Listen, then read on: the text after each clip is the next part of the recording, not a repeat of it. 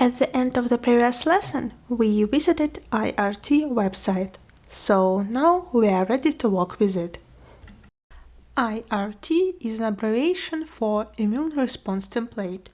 You can build up your own crispy projects using IRT models as a base template, or you can use IRT as an information source about cells and molecules' life and interactions. Now we are on IRT start page. We have to log in via the upper right button. If you already have InSysBio account, just paste your data. If you don't have one, please sign up at the lower button. This is IRT Navigator. The first thing that we will see is a window where you can choose a version of the platform and log out of the navigator. Also, this window can be opened via this man-like icon. Versions differ not only depending on the time of publication, but there are also specific versions, for example, oncology. It contains processes and parameters that are specific to these types of diseases. However, within this course, we will use the third demo version. Once you have selected a version, the window will disappear. The demo version of the platform is not limited in functionality, but only a part of the models is open for interactions.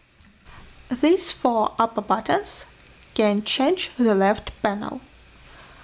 The Pages section contains brief information about the platform, its content, version changes, and how to use it. The next section, Schemes, will be used most of the time. There are three types of schemes that are implemented in the IRT demo version now. Cell passport.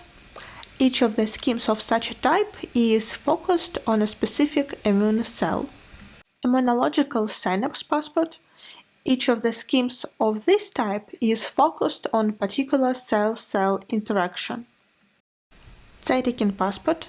This type of the schemes visualizes description of production of the cytokine by different immune cells. Out-circuit elements can be interacted with. Selected items by double-click are highlighted in green and displayed in the included panel, star-shaped button on the right. To remove the element from the group, double-click it again. You can get the information about an element without deselecting it by single-clicking on it. Such an element will turn red, and additional information about it will be available on the right. The card shape button on the right helps to select and deselect the current schemes or the whole model.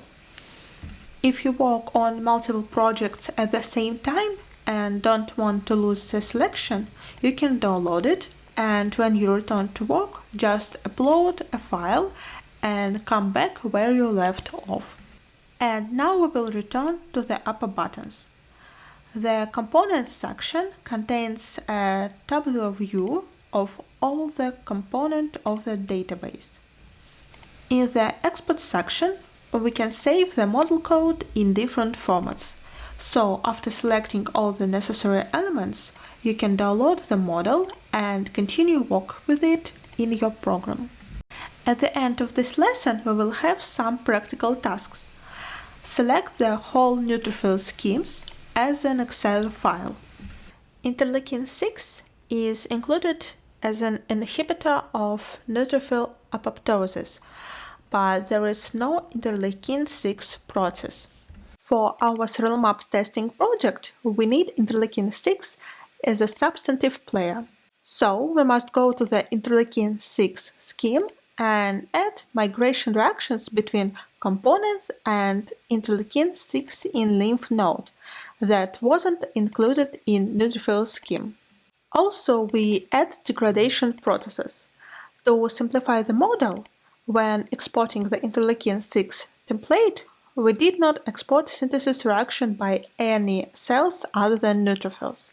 And now we can find it The loaded file that interleukin 6 is a dynamic species and has its own reactions. We must make a folder for our future files, name it neutrophil serial map project, and place the loaded file into it. Name this file as neutrophil table. Don't lose this folder, we will use it in the next lesson.